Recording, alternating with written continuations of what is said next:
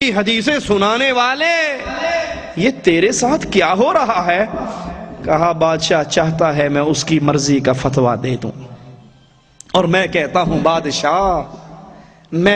بادشاہ اگر تو نے فتویٰ مالک کے قلم سے لکھوانا ہے، مالک کی دو ہی شرطیں ہیں، تیسری نہیں، اپنے مسئلے کی دلیل یا رب کے قرآن سے دکھا دے یا محمد کے فرمان سے دکھا دے، مالک مہر لگا دے گا۔ اور اگر تیری بات نہ عرش والے کے قرآن سے ثابت نہ مدینے والے کے فرمان سے ثابت، مالک کی گردن کٹ سکتی ہے، محمد کی حدیث کے خلاف فتویٰ نہیں دے سکتا۔ یہ اہل حدیث کا امام، یہ اہل سنت کا امام، یہ اہل ایمان کا قائد جو استقامت کا پہاڑ بن جاتا ہے، بادشاہ کے ظلم و ستم کو برداشت کر لیتا ہے، لیکن محمد کے دین کو بدلنے کی جرت کرنے والوں کے سامنے دیوار بن جاتا ہے۔ لوگوں، یہ ہمارے اسلاف ہیں۔ آخری بات کر کے بات ختم کرتا ہوں، یہ ہمارے اسلاف ہیں۔ ہم صحابہ کو ماننے والے ہیں یا نہیں؟ کیا خیال ہے؟ صحابہ کو مانتے ہو؟ کوئی ایسا ہے جو صحابہ کو نہ مانے؟ سب مانتے ہیں۔ ان سے رشتہ جوڑتے ہو اپنا اور دعویٰ کرتے ہو کہ صحابہ کے صحیح جانشین کون ہیں؟ صحابہ کے ہاتھ میں کتنی چیزیں تھی؟ اللہ کا قرآن اور محمد کا فرمان صلی اللہ علیہ وسلم۔ تیسری چیز تھی کسی حاجی صاحب کی ملفوظات تھی، کسی بابا جی کا تذکرہ غوثیہ تھا، کچھ تھا؟ اللہ کا قرآن تھا، محمد کا فرمان تھا۔ آج اگر صحابہ کے سچے جانشین ہیں تو یہ اہل سنت ہیں، یہ اہل الحدیث ہیں، جن کے ہاتھ میں عرش والے کا کلام ہے، مدینے والے کا فرمان ہے۔ رب نے تیسرا ہاتھ نہیں دیا، محمد نے تیسری چیز نہیں تھمائی، ایک میں قرآن، دوسرے میں حدیث۔ جب صحابہ سے رشتہ جوڑتے ہو تو اس کی سیرت تم نے سن لی، وہ زندگی گنوا بیٹھتے تھے، وہ گردن کٹا بیٹھتے تھے، وہ بیوی بچوں کی قربانی دے جاتے تھے، وہ جانوں کا نذرانہ دے جاتے تھے، اللہ کی توحید سے اپنے چہرے کو نہیں موڑتے تھے۔ ہماری حالت زار سمجھ آ گیا مسئلہ کہ بابا جی کی قبر پہ چادر چڑھانا حرام ہے، مسئلہ سمجھ آ گیا۔ لیکن دادا ابو نے کہا تو دادا ہے اس خاندان کا یا میں دادا ہوں؟ میں کہتا ہوں چادر چڑھے گی۔ یہ توحید ماننے والا سر نیچے کر کے بیٹھ جاتا، جی ان کی کر سکنے، دادا نے جو کہا ہے اب تو ہوگا۔ باپ کہتا ہے ہمارے خاندان میں 20 سال سے 11ویں چل رہی ہے، تو کیسے کہتا؟ خاندان کے سامنے، برادری کے سامنے، قوم اور قبیلے کے سامنے، بیوی اور بچوں کے سامنے یا معاشرے کے سامنے لا الہ الا اللہ سے گردنیں موڑ لینے والوں، قیامت کے دن اللہ کو کیا منہ دکھاؤ گے؟ قیامت کے دن ابو بکر و عمر و عثمان و علی سے کیسے رشتہ جوڑو گے؟ انہیں کیسے کہو گے ہم تیرے ماننے والے ہیں، ہم تمہارے علم کو تھامنے والے ہیں، ہم تم سے دوستی کرنے والے ہیں، دنیا میں بھی تمہارا دم بھرتے تھے، آج بھی تمہارے ساتھ جانے کے متمنی ہیں۔ اور اگر انہوں نے جواب میں کہا ہم سے رشتہ جوڑنے والوں، ہم نے تو اپنی ماں کو چھوڑا، اپنے باپ کو چھوڑا۔ ابو بکر کو کہا تھا عبد الرحمن نے، بابا بدر میں 3 دفعہ تلوار اٹھی تھی، نیچے تیرا چمکتا ہوا چہرہ، باپ کا چہرہ، باپ کی محبت بھرا چہرہ نظر آیا تھا، بابا میں نے ہاتھ کو روک لیا تھا کہ بابا کو نہیں مارنا۔ جواب میں مواحدوں کے امام نے کہا تھا، خلیفہ رسول نے کہا تھا، عبد الرحمن خوش نصیب ہے تو، میری تلوار کے نیچے تیرا چہرہ ایک مرتبہ نہیں آیا، اور رب محمد کی قسم اگر تیرا چہرہ ابو بکر کی تلوار کے نیچے آ جاتا، لختے جگر نہ سمجھتا، رب اور رسول کا دشمن سمجھ کے تیری گردن کو کاٹ ڈالتا۔ اگر ان صحابہ نے پوچھ لیا ہم سے رشتہ جوڑنے والوں، ہم نے تو بیٹوں کی قربانی دی، باپ کی قربانی دی، ماں کی قربانی دی، مال کی قربانی دی، قوم کی قربانی دی، معاشرے کی قربانی دی، وطن کی قربانی کی، ہجرتیں کی، تم نے شلوار اونچی کی، دوسرے نے کہا اچھا چھوٹے بھائی کی پہن آئے ہو، کپڑا بچانے لگ گئے ہو، بکری چرانے جا رہے ہو، بارش تو نہیں ہو رہی، تم نے شلوار کی اونچی کر لی، انہیں اتھے ہی تھلے کر لی۔ میرے کول نہیں ایڈی گلنا سنیا جانیاں، لوگ تانے دیتے ہیں، شلوار اونچی کرو لوگ تانے دیتے ہیں، داڑھی رکھ لو، پہلے مجھے اچھا صاحب سر محترم کہا کرتے تھے، اور جب سے داڑھی رکھی ہے اب میں اچھا بھلا بابو ٹائپ آدمی ہر بندہ دیکھنے والا ملا، مولوی، ملوٹا، ملوانا، داڑھی میں 2 سفید بال آ جائیں 35 سال کے بچے کو بھی کیا کہیں گے؟ بابا جی، بابا جی راستہ دو، صوفی جی راستہ دو۔ اب میں اس داڑھی کی وجہ سے میری حیثیت بدل گئی، میں ڈاکٹر، میں انجینئر، میں پروفیسر، میں 17 گریڈ کا آفیسر، داڑھی رکھنے کی وجہ سے ملا بن گیا، مولوی بن گیا، چلو اس کو شیو کر کے پھینک دو۔ ہم نے لوگوں کے چند تانوں کی وجہ سے،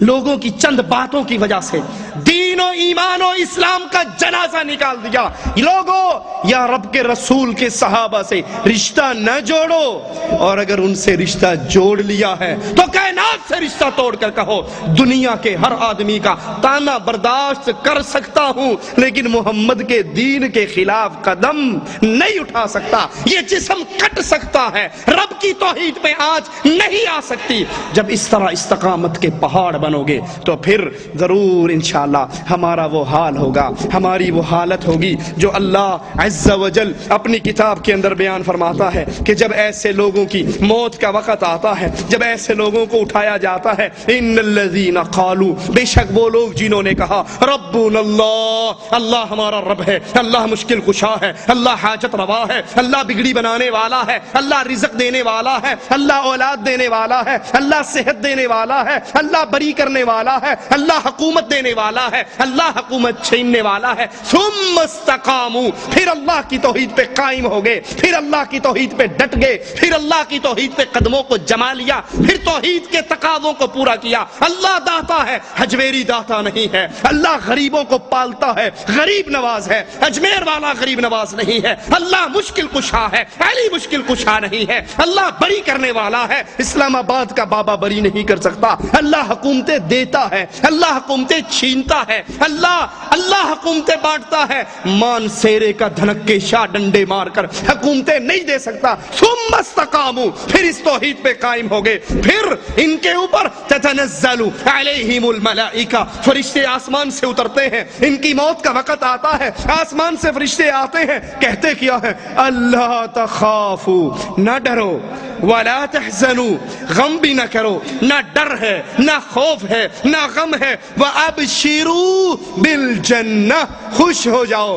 مبارکباد کے مستحق ہو، تمہارے لیے خوشخبری ہے اس جنت کی التی کنتم توعدون، تمہیں دنیا میں کہا جاتا تھا شرک نہ کرو گے جنت ملے گی، غیر اللہ کو نہ پوجو گے جنت ملے گی، غیر اللہ کی عبادت نہ کرو گے جنت ملے گی، تم اس جنت کے مبارکباد کے مستحق ہو۔ نحن اولیاؤکم فی الحیات الدنیا وفی الآخرہ، ہم دنیا میں تمہارے دوست تھے، ہم آخرت میں بھی تمہارے دوست ہیں۔ مواحدوں کی قبر میں فرشتے ان کے دوست، مواحدوں کے موت کے وقت فرشتے ان کے دوست، مواحدوں کو اٹھانے کے وقت فرشتے ان کے دوست۔ نحن اولیاؤکم فی الحیات الدنیا، یا جبریل، یا میکائیل، یا اسرافیل کے تعویذ گنڈے کوئی اور لکھا کرتا تھا، اور فرشتے محبت کے دعوے کسی اور کے ساتھ کر رہے۔ ہم تمہارے لیے دوست تھے دنیا میں، آخرت میں۔ وَلَكُمْ فِيهَا مَا تَشْتَهِي أَنفُسُكُمْ وَلَكُمْ فِيهَا مَا تَدَّعُونَ، جو جی میں آئے گا اس جنت میں ملے گا، جو ڈیمانڈ کرو گے وہ پوری کی جائے گی۔ نُزُلًا مِّن غَفُورٍ رَحِيمٍ، یہ عرش والے کی طرف سے، یہ غفور اور رحیم کی طرف سے تمہارے لیے میزبانی ہے۔ اللہ سے دعا ہے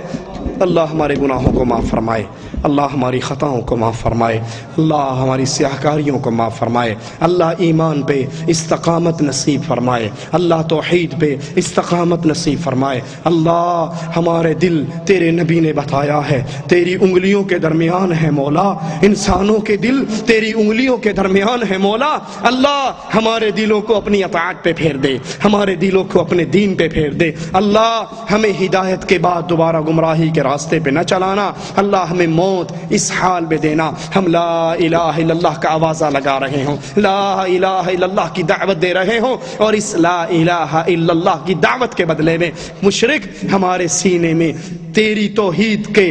غصے میں آ کر ہمارے سینے میں گولیاں اتار رہا ہو، ہماری روح نکل رہی ہو، اور اللہ تو ہم سے راضی ہو کہ اپنی جنتیں ہمارے لیے کھول رہا ہو۔ اللہ اس حال میں ہمیں اٹھانا، اس حال میں ہمیں موت دینا، اس حال میں ہمیں اپنے پاس بلانا، تو ہم سے راضی ہو اللہ ہم تجھ سے راضی ہوں، اللہ ہمیں اس حال میں اپنے پاس بلانا، ہم اپنی زندگی کے سب سے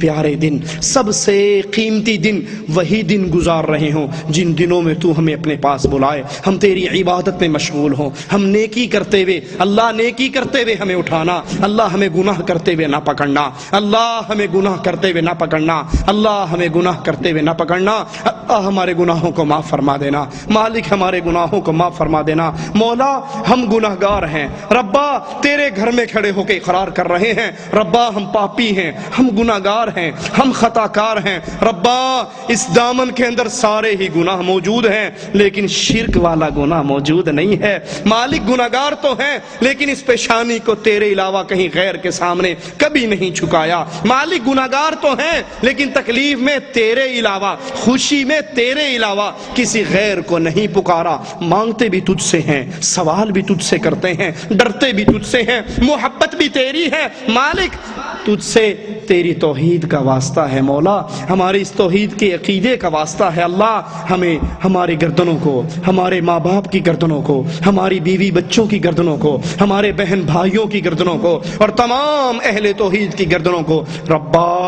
جہنم کے کڑوں سے آزاد کر دے، اللہ ہماری گردنوں کو جہنم کے کڑوں سے آزاد کر دے، اللہ ہمیں ہمارے پیارے حبیب جناب محمد الرسول اللہ صلی اللہ علیہ وسلم کے جھنڈے کے نیچے جنت الفردوس میں داخل فرمانا، اللہ ہماری گناہگار آنکھوں نے دنیا میں تیرے حبیب کا دیدار نہیں کیا، دنیا میں تو ان کے ساتھی ہم نہ بن سکے، مولا قیامت کے دن رسول کے دیدار سے محروم نہ کرنا، اس کے جھنڈے کی چھاؤں سے محروم نہ کرنا، اللہ تجھے تیرے عظیم چہرے کا واسطہ ہے مولا ہمیں جنت الفردوس عطا فرمانا، تجھے تیرے عظیم چہرے کا واسطہ ہے مولا ہمیں جنت الفردوس عطا فرمانا، اللہ جنت کی سب سے بڑی نعمت، اللہ جنت کی سب سے بڑی نعمت تیرے پیارے چہرے کا دیدار ہے ربا، اللہ ہم جتنے بیٹھے ہیں ہم سب کو اپنے چہرے کا دیدار عطا فرمانا، ربا ہم جتنے بیٹھے ہیں تجھے تیرے عظیم چہرے کا واسطہ دیتے ہیں، ربا ہمیں جنت کی سب سے بڑی نعمت اپنے چہرے کے دیدار سے محروم نہ کرنا، اللہ ہمیں جنت میں اپنے چہرے کی دیدار سے محروم نہ کرنا جس کا دیدار کرنے کے بعد جنتی جنت کی ساری نعمتوں کو بھول جائیں گے، اللہ ہمیں اس حال میں بلانا تو ہم سے راضی، ہم تجھ سے راضی، اقول قولی ھذا واستغفر اللہ لی ولکم ولسائر المسلمین فاستغفروہ انہ هو الغفور الرحیم۔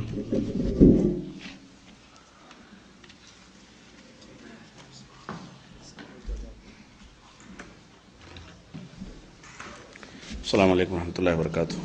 الحمدللہ رب العالمین والصلاة والسلام علی رسول الامین وعلی آلہ وصحبہ اجمعین ومن تبعهم بإحسان الی یوم الدین۔